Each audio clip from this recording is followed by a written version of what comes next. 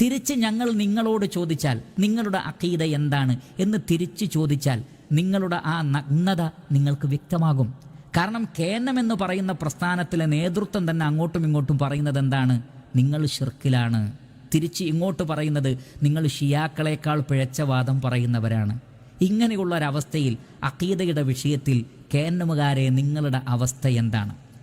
വേറെ പല പണി നോക്കല്ലേ, തോപ ചെയ്ത് ജേബത്തിൽ നമുക്ക് ഒരു കത്ത് കൊടുത്തിട്ട് തെറ്റുപറ്റിപ്പോയി പൊറുക്കണം എന്ന് അറിഞ്ഞോളി, ഇങ്ങോട്ട് വന്നോളി, നമ്മൾ നിങ്ങളെ സ്വീകരിക്കും. മനസ്സിലായോ? ആദർശപ്പുറത്തിലേക്ക് വരി. അള്ളാഹുവിനെ പേടിക്കുന്നത് പോലെ ജിന്നുകളെ പേടിക്കുന്ന നിങ്ങളെ ഞങ്ങൾ പേടിക്കൂല. അല്ലാണ്ട് തേടമാര് ജിന്നോട് തേടുന്ന നിങ്ങളെ ഞങ്ങൾ വിശ്വസിക്കൂല.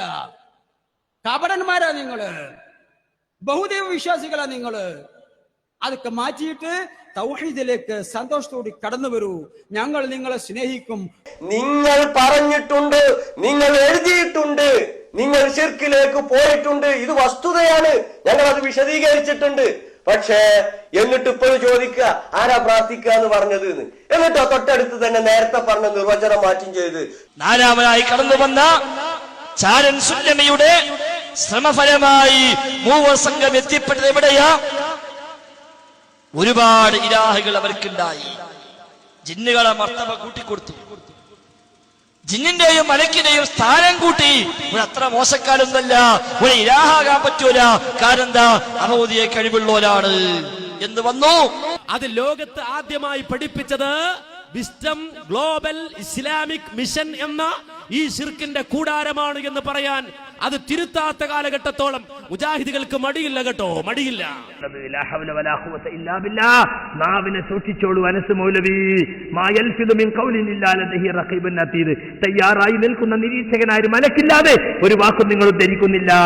എല്ലാം അല്ലാഹുവിന്റെ രേഖയിലുണ്ടാകും. ഞാൻ പറയാത്തത് എന്റെ പേരിൽ ആരോപിച്ച്, എന്റെ പേരിൽ ശിർക്ക് ആരോപിച്ച് നിങ്ങൾക്ക് താൽക്കാലികമായി സംഘടനാ സംവിധാനങ്ങളും സൗകര്യങ്ങളും കിട്ടിയേക്കാം. ലബീദ് പൂജ ചെയ്തു, സേവ നടത്തി. അപ്പൊ ഷെയ്ത്താൻ വന്നു, ഉത്തരം കിട്ടി. അങ്ങനെ ഷെയ്ത്താനെ കൊണ്ട് നബിയെ ഉപദ്രവിച്ചു എന്നാണ് ഫൈസല് മുസ്ലിയാർ.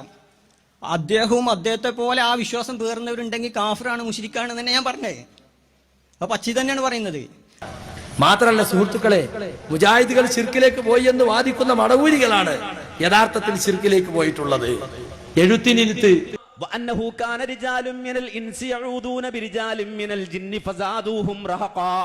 എന്ന് അള്ള പഠിപ്പിച്ച് ശിർക്കാണെന്ന് പ്രഖ്യാപിച്ച ഈ വാദം ശിർക്കല്ല എന്ന് വാദിക്കുന്ന ഭൂമി ലോകത്തെ ഒരു വിഭാഗമുണ്ടെങ്കിൽ അത് വിസ്ഡം വിഭാഗമാണ്. മനസ്സിലാക്കണം, അള്ള പറഞ്ഞതിനെതിരെ പറയുന്നത്.